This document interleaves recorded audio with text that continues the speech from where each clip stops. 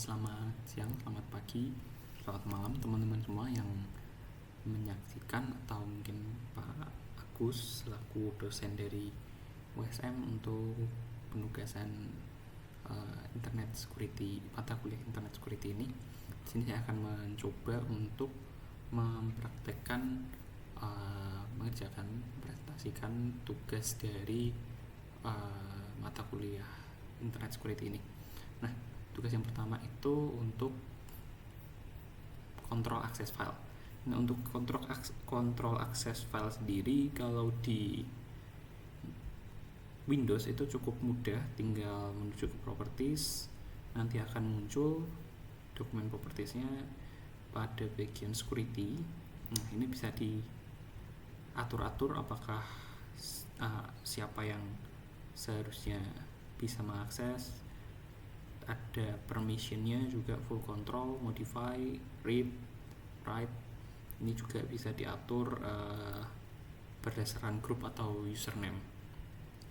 Nah, untuk Linux sendiri, perizinan akses file, misal di sini masuk ke Kadir tes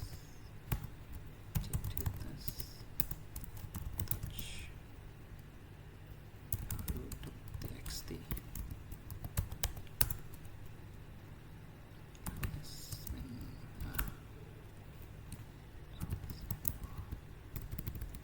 Nah, untuk di Linux sendiri, di permissionnya menggunakan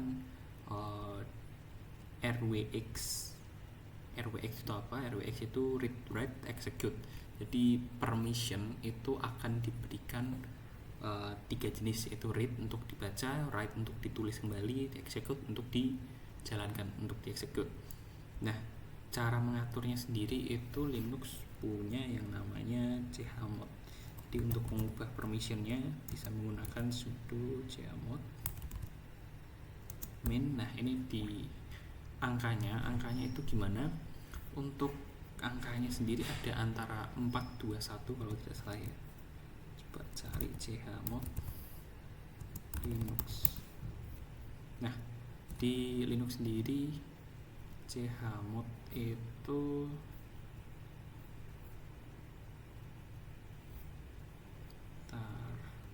untuk read,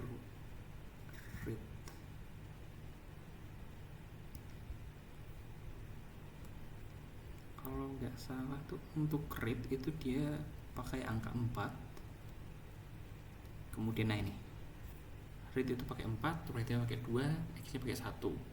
Dari sini kita bisa menentukan, si Linux bisa tahu ini untuk aksesnya itu bisa apa gitu. Misal kita mau kasih hello txt, ini aksesnya cuma ke ownernya aja.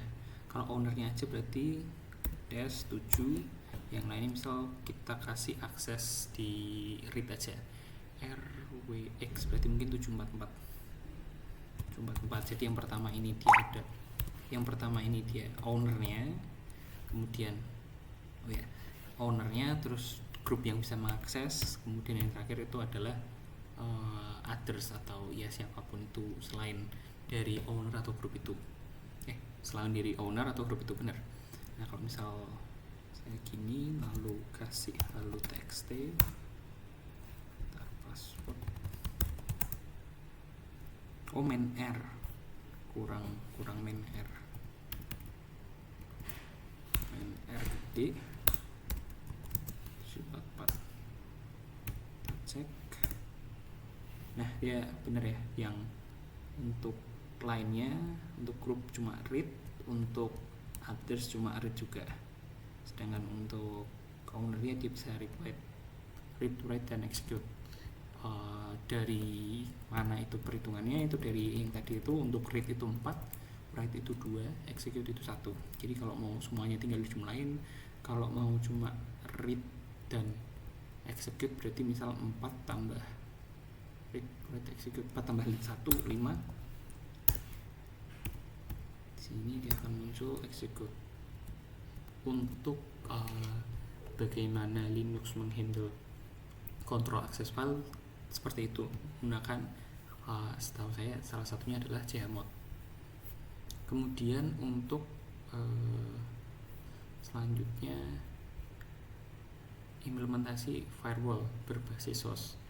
Nah, di sini saya menggunakan dua virtual machine ya. Saya menggunakan aplikasinya namanya Boxes. Kalau di Linux itu bisa menyambungkan dua VM. Secara jaringan ini keduanya sudah terkoneksi. Kalau dicek IP-nya dia di 192.168.124.227. Sedangkan untuk di Linux-nya sendiri dia ada di belakangnya 144. Ini juga saya coba ujikan tes ping, misal yang ini saya copy, saya paste di sini. Bentar. Ping. Ini udah.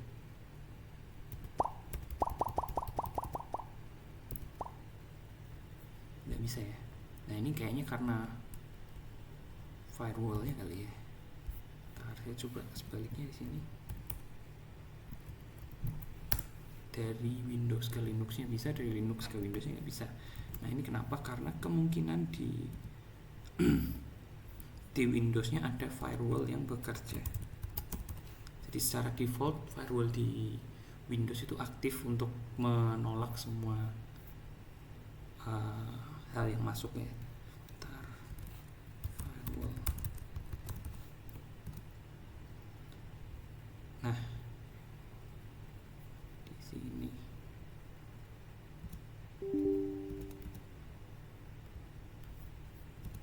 inbound sama outbound. Nah, inboundnya ini di sini ya. Misal kalau saya mau perbolehkan Linux-nya masuk itu, nah ini firewall di public, kita atur untuk off, apply, private juga off, apply, terus coba ping lagi. Nah, bisa, artinya apa? Artinya dari Windows-nya tadi udah secara default akan ngeblok semua koneksi yang masuk dari jaringan itu. Kalau dimatikan maka ya firewall-nya akan mati itu ya. Nah, kalau di Linux gimana caranya mengimplementasikan firewall yang mungkin serupa itu ya? Mungkin bisa pakai namanya iptables. Gimana perintahnya? Kurang lebih gini. Sudo iptables mainp, itu artinya semua masukan ya, masukkan input kita drop. Ini contohnya. Kemudian untuk mengizinkan koneksi dari localhost bisa seperti ini, kita close input min i c min i o min c.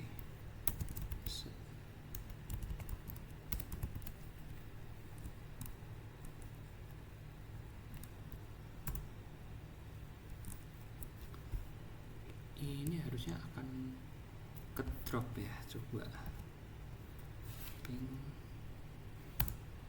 ya, akan ngedrop semua koneksi yang masuk dari Linux dari device lain, dari perangkat lain, sehingga akan RTO. Kemudian untuk mengizinkan misal koneksi khusus untuk SSH itu bisa diatur dengan cara mengatur portnya ya. Misal gini, port TCP boleh di port 22 tak allow accept.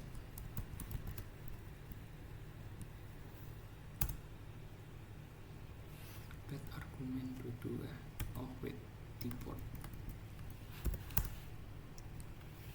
coba untuk koneksi SSH-nya. Bentar, ini ada pengaturan juga di Fedora-nya biasanya.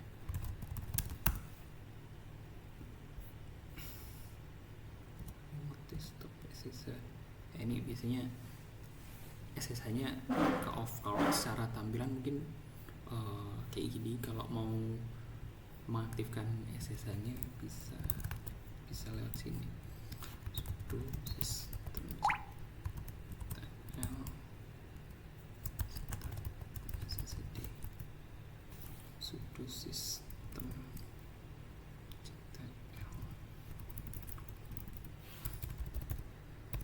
nggak bisa sistem CTL. Oh, typo ya. Oke, harusnya ini udah bisa ya. Coba di remote. Wait, pakai putih. Tetap lain 192. Bentar. 168. Kita coba open. Accept. Login as user, password. Ya, ini udah masuk ke koneksi SSH di di Linuxnya pakai SSH. Nah, untuk uji coba serangannya di sini mungkin saya coba Nmap ya. Bentar. Terus bisa Nmap ya di Windows ya, ini bisa. Bentar, sambil install tadi sampai sambil install exam. Next Nmap. Oke, belum ada, install dulu.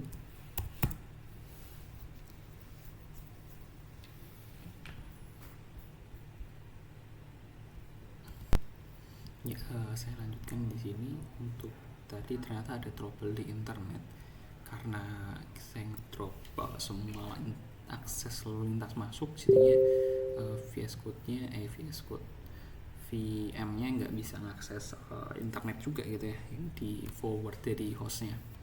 Nah, ntar ini coba buka exam.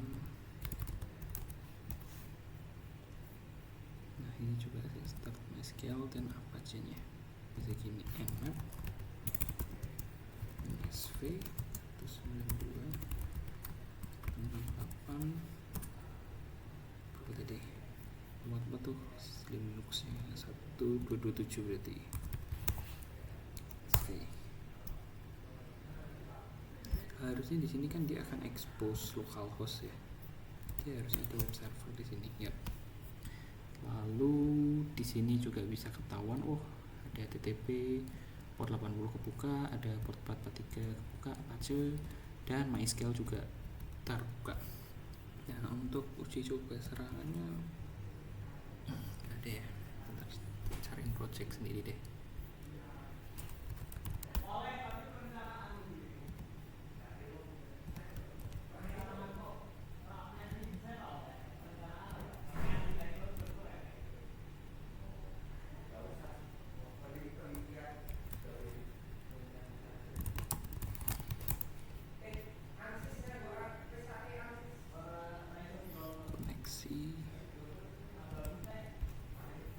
Oke, save, coba login, tes dulu. Praktikum. Usernya adalah admin, passwordnya admin 23. Non database coba. Oke, benar, kita pakainya tes. Ini kita ganti ke tes. Oke, save, tab back, kita login lagi. Ya, bisa masuk ya. Nah, ini contoh yang paling sederhana, yang paling ya. Nah, di sini index.php. Di sini tutorialnya, kita kasih URL-nya seperti ini. Tes index.php, tes dispatch. Coba.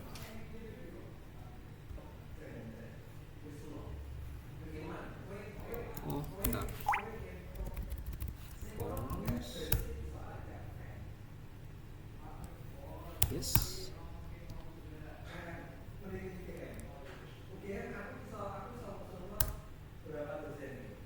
Yes. Yes. Oke, ini dia nge-resulting dalam bentuk CSV ternyata ya.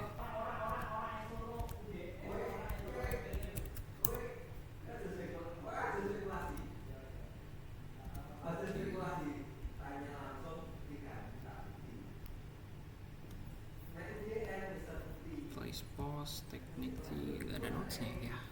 Kurang lebih seperti itu proses penyerahannya. Mungkin cukup sekian dari saya. Apabila ada salah kata saya mohon maaf. Selamat malam, selamat pagi, selamat siang. Terima kasih.